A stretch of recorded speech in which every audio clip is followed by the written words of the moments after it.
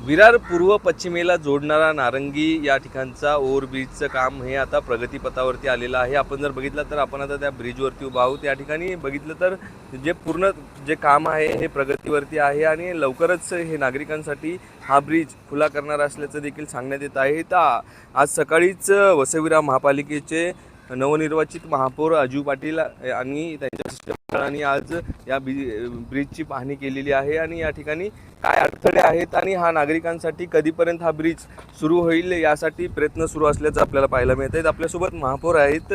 Sir, काय सांगणार, हा ब्रिज कधीपर्यंत लोकांसाठी खुला करण्यात येईल?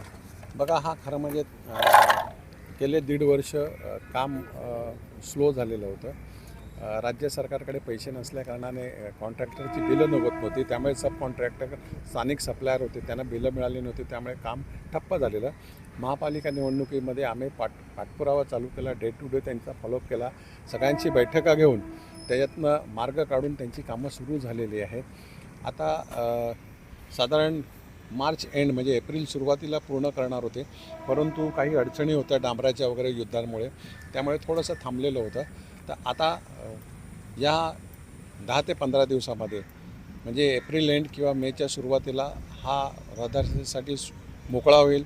रेल्वेच्या काही समस्या आहेत, रेल्वे जुनं फाटक बंद करणार असं सांगितलं, पण आम्ही त्यांना विनंती केलेली आहे का इकडूनचे स्थानिक लोक आहेत हे रेल्वे यायच्या आधीपासून तो रस्ता वापरत होते, त्यामुळे एक तर भुयारी मार्ग करायला पाहिजे किंवा वरतून तरी त्यांना जाण्या येण्यासाठी मार्ग करायला पाहिजे। कारण नवीन जो पूल बांधला आहे त्याच्या ज्या जिने आहेत ते अजून ते झालेले नाही मिळत, कारण स्थानिक शेतकऱ्यांची अडचण होती, त्यांच्याशी देखील बोलून आम्ही त्याच्यातनं मार्ग काढलेला आहे। पाणी जाण्याचे मार्ग आहेत ते आहेत, इलेक्ट्रिसिटीचे देखील काही समस्या होत्या। काही भाग असा आहे का तो घाईघाईमध्ये जर केला, क्युरिंग पिरियड जर आपण वाचवण्याचा प्रयत्न केला तर पुढे काहीतरी त्याच्यामध्ये खराब होण्याची शक्यता आहे, त्यामुळे प्रॉपर काम होऊनच हा रहदारीसाठी खुला झाला पाहिजे ही आम्ही अपेक्षा बाळगलेली आणि त्यासाठी दररोज आम्ही याचा पाठपुरावा चालू केलेला आहे आणि निदान 1 मे किंवा पहिल्या आठवड्या मेच्या हे रहदारीसाठी मोकळा होईल। सर, आपण जर बघितलं तर विरार वसई या शहरामध्ये वाहतूक कोंडी मोठ्या प्रमाणामध्ये होते आणि त्यातच आता हा ब्रिज नव्याने लोकांसाठी सुरू होणार आहे, त्यामुळे याचा फायदा कसा होईल?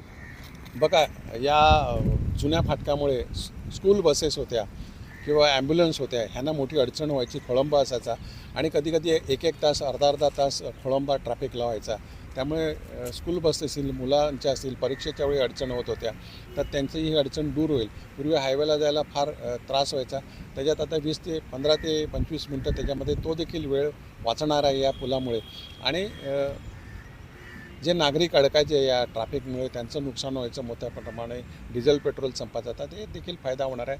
हा ब्रिज खरं म्हणजे 1 वर्षापूर्वीच व्हायला पाहिजे होता, परंतु 1.5 वर्ष काम बंद होतं, परंतु महापालिका निवडणुकीनंतर आम्ही त्याचा पाठपुरावा जोरात चालू केला आणि आता लवकरात लवकर हा ब्रिज चालू होईल।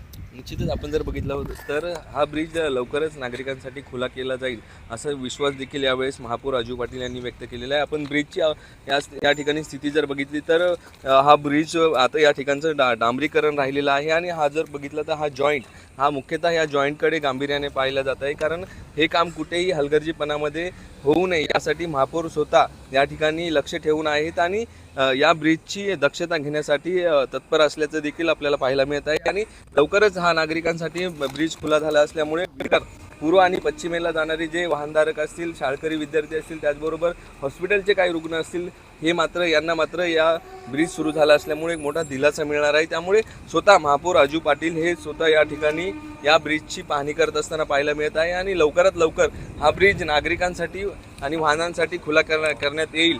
ज्या काही अडचणी असतील त्या अडचणी दूर करूनच लवकरात लवकर हा ब्रिज खुला करण्यात येईल असं देखील मत यावेळेस महापौर अजू पाटील यांनी व्यक्त केलेलं आहे।